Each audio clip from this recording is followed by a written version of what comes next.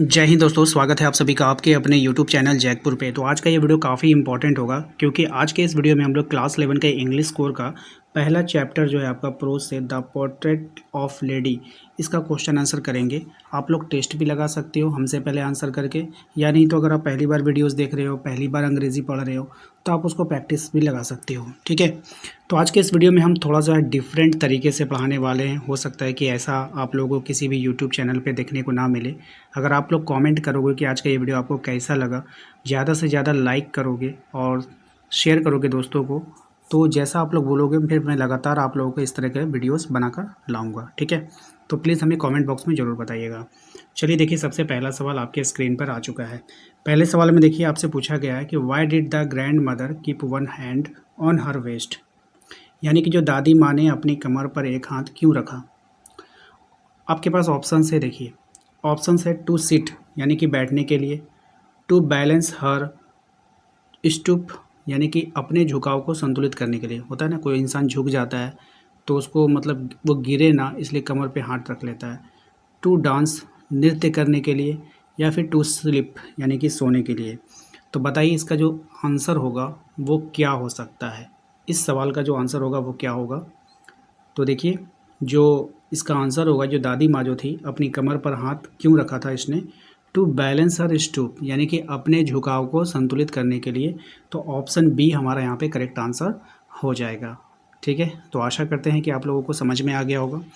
आइए दूसरे सवाल पे आते हैं।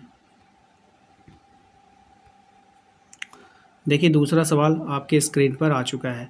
दूसरे सवाल में आपसे पूछा गया है कि बताइए what for did the grand mother prepare the author every morning, दादी माँ हर सुबह लेखक को किस लिए तैयार करती थी। अब देखिए आपके पास यहाँ पे ऑप्शंस हैं, फॉर कॉलेज के लिए, फॉर कॉलेज, फॉर ऑफिस दफ्तर के लिए, फॉर स्कूल स्कूल के लिए, नन ऑफ दिस यानी कि इनमें से कोई नहीं। तो इसका जो राइट आंसर बताइए क्या हो जाएगा। तो इसका राइट आंसर हो जाएगा आपका option number C, for school यानी कि स्कूल के लिए उसको तैयार करती थी। ठीक है,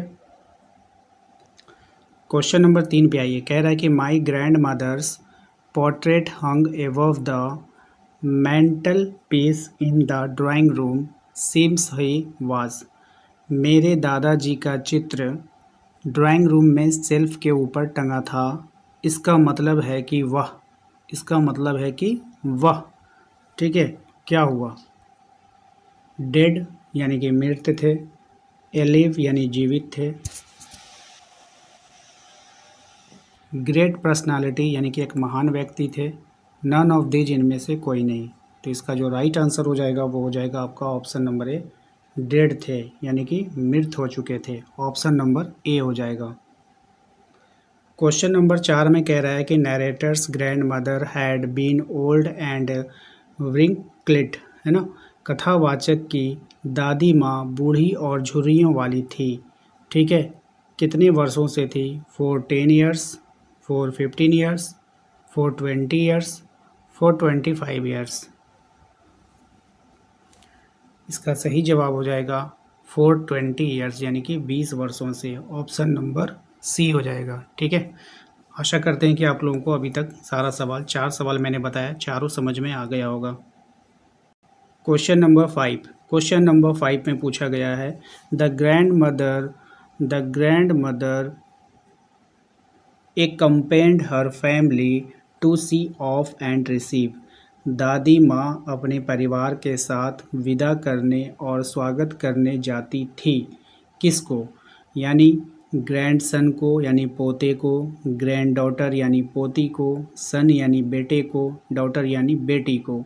ठीक है, सही जवाब हो जाएगा इसका ग्रैंडसन यानी पोते को। ऑप्शन नंबर ए इसका यहाँ पे करेक्ट आंसर हो जाएगा। आइए क्वेश्चन नंबर 6 पे आते हैं। क्वेश्चन नंबर 6 में बोला गया है the grand mother always carried with her, दादी माँ हमेशा अपने साथ क्या रखती थी। तो जो दादी माँ थी वो हमेशा अपने साथ क्या रखती थी, रोजरी यानी कि माला, नाइफ यानी चाकू, मिरर यानी आईना, या फिर वैनिटी बैग यानी कि जो एक तरह का थैला होता है ना वो। बताइए आपको क्या होगा इसका करेक्ट आंसर। तो सही जवाब हो जाएगा आपका माला, रोजरी। ठीक है, याद रखना है आप सभी को। नेक्स्ट सवाल है आपका, the grandmother and the author were good. दादी माँ और लेखक अच्छे थे, यानी कि क्या अच्छे, अच्छे डैश थे, मतलब क्या अच्छे थे, मित्र थे या फिर नेबर्स थे, पड़ोसी थे, और रिफॉर्मर्स यानी सुधारक थे, या फिर कॉलेज यानी कि सहकर्मी थे, क्या थे बताइए। सही जवाब हो जाएगा इसका ऑप्शन नंबर ए, फ्रेंड यानी कि मित्र थे। ऑप्शन नंबर ए इसका यहाँ पे करेक्ट आंसर हो जाएगा। Question number 8, grandmother has been portrayed as a very dash lady. दादी माँ को एक बहुत डैश महिला के रूप में चित्रित किया गया है। कौन सी महिला के रूप में? रिलीजियस यानी कि धार्मिक, उसके बाद है अगली यानी बदसूरत, एरोगेंट यानी अहंकारी, या फिर प्राउडली यानी कि गर्ली। ठीक है, तो इसका जो सही जवाब हो जाएगा, तो right answer option number A यानी कि रिलीजियस, धार्मिक महिला के रूप में चित्रित किया गया है। Question number 9, where did the author spend his childhood. लेखक ने अपने बचपन को कहाँ बिताया। ठीक है, ऑप्शंस आपके पास हैं, जैसे कि आप देख पा रहे हैं, लेखक ने अपना बचपन कहाँ बिताया। In the town with his mother, शहर में अपनी माँ के साथ बिताया। दूसरा ऑप्शन देखिए, in the town with his parents, शहर में अपने माता पिता के साथ। In the village with his father, गांव में अपने पिता के साथ। या फिर in the village with his grand mother, गाँव में अपनी दादी माँ के साथ। तो इसका जो राइट आंसर हो जाएगा वो हो जाएगा option number D, in the village with his grand mother, यानी गांव में अपनी दादी माँ के साथ। क्वेश्चन नंबर 10 पे आते हैं। क्वेश्चन नंबर 10 में आपसे बोला गया है, the turning point of author friendship with the grand mother was. लेखक और उसकी दादी माँ की दोस्ती में बदलाव का कारण क्या था। ठीक है, अब चलिए एक एक करके ऑप्शंस को देखते हैं। ऑप्शन में आपको बोला गया, the settlement of their parents in the city, उनके माता पिता का शहर में बस जाना। दूसरा ऑप्शन है आपका, the engagement of parents in private company, माता पिता का निजी कंपनी में व्यस्तता। पेरेंट्स इलनेस, माता पिता की बीमारी। नन ऑफ दीज, इनमें से कोई नहीं। तो इसका जो सही जवाब होगा वो हो जाएगा option number A, the settlement of their parents in the city, उनके माता पिता का शहर में बस जाना। यही कारण था कि लेखक और उसकी दादी माँ की दोस्ती में बदलाव का कारण। ठीक है, तो ऑप्शन नंबर ए इसका यहाँ पे करेक्ट आंसर हो जाएगा। ठीक है, तो आशा करते हैं कि आप लोगों को आज का ये वीडियो पसंद आया होगा। ये मेरा एक न्यू प्रयास था, मैं कोशिश कर रहा हूँ कि आप लोगों का हिंदी इंग्लिश ट्रांसलेट करके आप लोगों को बताऊँ, ताकि आप लोगों को ज़्यादा मेहनत ना करनी पड़े, एक बार में समझ में आ जाए और आपके एग्ज़ाम में अच्छा नंबर आप ला पाओ। ठीक है, वीडियो कैसा लगा हमें कमेंट बॉक्स में कमेंट करके ज़रूर बताइएगा। वीडियोस बनाने में काफ़ी सारा मेहनत लगती है, इसलिए एक लाइक करना बिल्कुल भी ना भूलें। चैनल को सब्सक्राइब कर लीजिए अगर आपने अभी तक नहीं किया है। वीडियो के डिस्क्रिप्शन में आपको व्हाट्सएप ग्रुप का लिंक मिल जाएगा, तो उसको ज़रूर ज्वाइन कीजिएगा। साथ ही साथ यदि आप वहाँ से ज्वाइन नहीं कर पा रहे हैं तो आप हमारे दिए गए नंबर पर भी संपर्क करके ज्वाइन कर सकते हैं।